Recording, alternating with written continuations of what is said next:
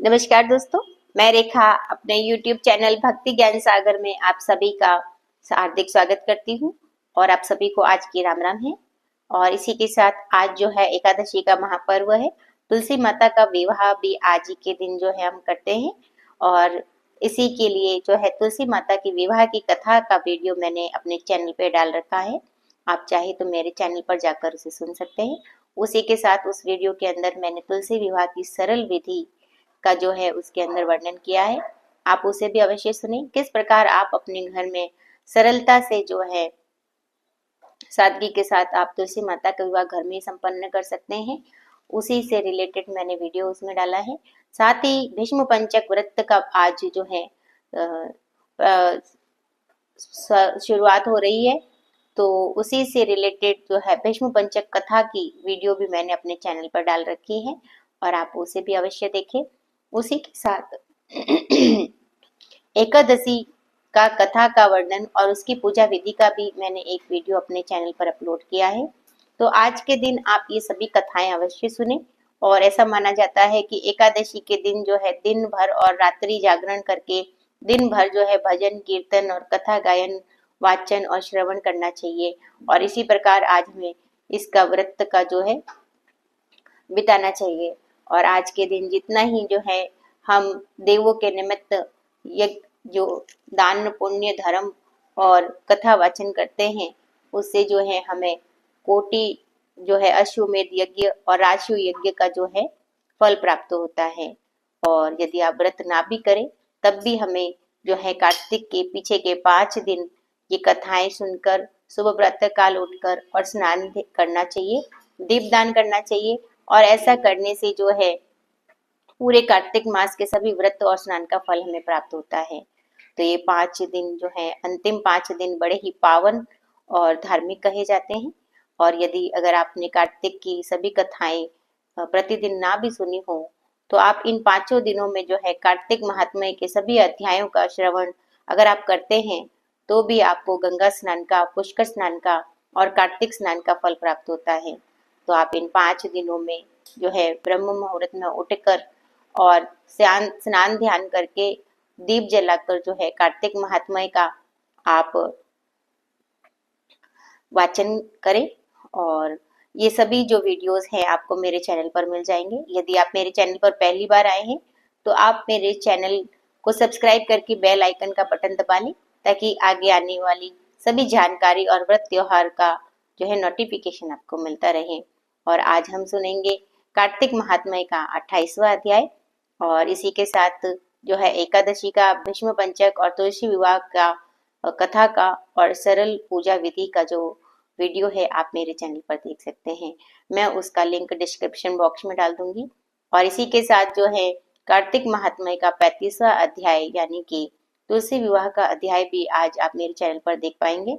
जो सायकाल आप तुलसी विवाह का पूजन अर्चन करें, उनके निकट आप इसको जो है चला दें।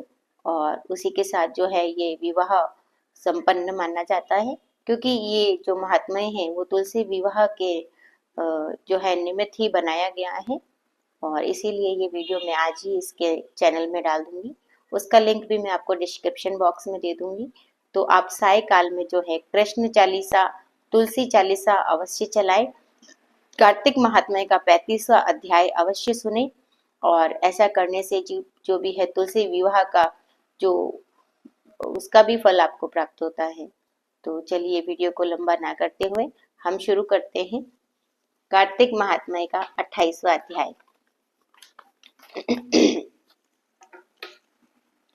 बोलो कार्तिक माता की जय। धर्मदत्त ने पूछा, हे देवगण, जय और अजय ने अपने पूर्व जन्म में ऐसा कौन सा पुण्य किया था जिससे भगवान विष्णु को रूप धारण करके वह उनके द्वारपाल हुए। और गणों ने कहा, प्राचीन काल में तरणा बिंदु की पुत्री देवहूति के गर्दम ऋषि द्वारा केवल देखने मात्र से ही 2 सुंदर बालक उत्पन्न हुए। उनमें से बड़े का नाम जय और छोटे का नाम अजय हुआ। और बाद में देवहूति के गर्भ से कपिल देव जी भी हुए। जय और अजय दोनों ही भगवान विष्णु के बड़े भक्त और धर्मात्मा थे। दोनों ही नित्य प्रति अष्टाक्षर मंत्र का जाप करते थे और भगवान विष्णु का व्रत करते थे। भगवान भी उन दोनों भाइयों पर अत्यंत प्रसन्न थे और नित्य पूजा के समय जो है इनका दर्शन करते थे। एक समय राजा के निमंत्रण पर देवऋषि नारद गणों सहित राजा के यज्ञ में पधारे और उस यज्ञ में जय ने ब्राह्मण ब्रह्म और अजय ने पुरोहित बनकर यज्ञ के संपूर्ण करवाया और यज्ञ की विधि पूर्वक समाप्ति हुई और मरुत राजा ने जय और अजय को बहुत सा धन दिया और वह दक्षिणा देकर दोनों भाई अपने आश्रम में वापस आए और धन का बंटवारा करते समय दोनों भाइयों को आपस में झगड़ा हो गया और जय ने अजय से कहा कि धन के दो बराबर भाग होने चाहिए और अजय ने कहा कि नहीं, जितना धन जिसको मिला है और उतना ही धन उसका है। तब जय ने क्रोध में भरकर अजय को श्राप दिया कि तुम धन लेकर नहीं देना चाहते हो, इसीलिए तुम ग्राह हो जाओ। और अजय ने जय को श्राप दिया कि स्वीकार करते हुए और कहा कि तुम भी अभिमानी हो, इसीलिए तुम हाथी हो जाओ। और जब नियम पूर्वक दोनों की पूजा के समय जब भगवान उनको दर्शन देने के लिए आए तो दोनों के ने प्रभु से कहा कि हे देव, हम दोनों आपसे के भक्त हैं और मगर हम हाथी और योनि में मगर और हाथी में की योनि में कैसे होंगे। हे कृपा सागर, श्राप से हमारा उद्धार कीजिए। और भगवान विष्णु ने कहा कि मेरे भक्तों की वाणी भी कभी असत्य न होगी और यमराज भी उसका अन्यथा नहीं कर सकते। पूर्व काल में मैं मुझे भक्त राज प्रहलाद के कहने पर स्तंभ में प्राप्त प्रकट होना पड़ा था और राजा के अमरीश के कहने पर 10 अवतार लेने पड़े थे। अतएव तुम दोनों अपने श्रापों को भोग कर फिर मेरे लोक को प्राप्त होंगे। और इतना कहकर विष्णु अंतर्ध्यान हो गए। गणों ने कहा कि तब वह दोनों गंडकी नदी के किनारे मगर और हाथी हुए और जाति स्मरण रहने के कारण इस योनि में भी भगवान विष्णु का व्रत नियम पूर्वक किया करते थे। और एक दिन कार्तिक की पूर्णमासी को वह हाथी स्नान के लिए गंडकी नदी में गया और तब पिछले जन्म का श्राप स्मरण करके मगर ने हाथी को पकड़ लिया और मगर के पकड़े हुए हाथी ने भी भगवान विष्णु का स्मरण किया। और फिर क्या था, तुरंत ही शंख चक्र गदा पद्यधारी भगवान ने अपने सुदर्शन चक्र द्वारा उन दोनों मगर और हाथी का उद्धार किया और उन दोनों को अपने जैसा स्वरूप देकर भगवान उन्हें वैकुंठ में ले गए। और उसी दिन से उस स्थान का नाम जो है हरि क्षेत्र प्रसिद्ध है और चक्र के आघात से वहां पत्थरों में भी चिन्ह बने हुए हैं। वह दोनों भी जय और अजय के नाम से आज तक संसार में प्रसिद्ध है। हे विप्र, आपने भगवान विष्णु के द्वारपालों के संबंध में जो प्रश्न किया था उसका विस्तृत उत्तर मैंने दे दिया है और इसीलिए हे द्विज, तुम भी ईर्ष्या और द्वेष को त्याग कर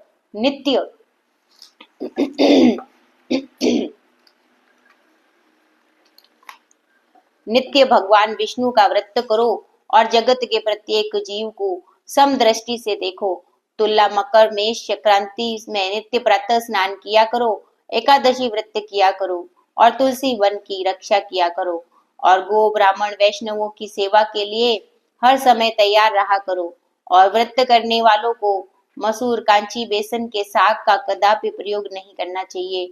और हे धर्मदास, ऐसा करने पर तुम शरीर त्यागने के पश्चात हम लोगों के समान गति पाओगे। भगवान विष्णु को प्रसन्न करने वाले इस व्रत के समान फल देने वाला तीर्थ दान और यज्ञ दूसरा कोई नहीं है। हे विप्र, तुम धन्य हो क्योंकि तुमने विष्णु भगवान को प्रसन्न करने वाला व्रत किया है और जिसका आधा फल तुमने इस कला को दिया है और उसके फल स्वरूप हम कला को वैकुंठ में लिए जा रहे हैं। नारद जी ने राजा पृथु से कहा कि हे राजन, इस प्रकार धर्मदास के विष्णु भक्ति उपदेश देकर कला को साथ लेकर विष्णु के पार्षद वैकुंठ को चले गए और धर्मदास भी उनके आदेशानुसार भगवान विष्णु के व्रत में तल्लीन हो गया। फिर जब उसका देहांत हुआ तब अपनी दोनों स्त्रियों के साथ विष्णु लोक को गया। और हे राजन, जो कोई प्राचीन काल के इस इतिहास को सुनता है और सुनाता है वह अनंत में विष्णु लोक को प्राप्त होता है। और यहीं पे ये 28वां अध्याय समाप्त होता है दोस्तों। तो वीडियो अगर पसंद आया हो तो आप इसे एक लाइक अवश्य दें और इसी के साथ मिलते हैं हमारे अगले वीडियो में। आपका दिन शुभ और मंगलमय हो, इसी कामना के साथ जय श्री कृष्ण।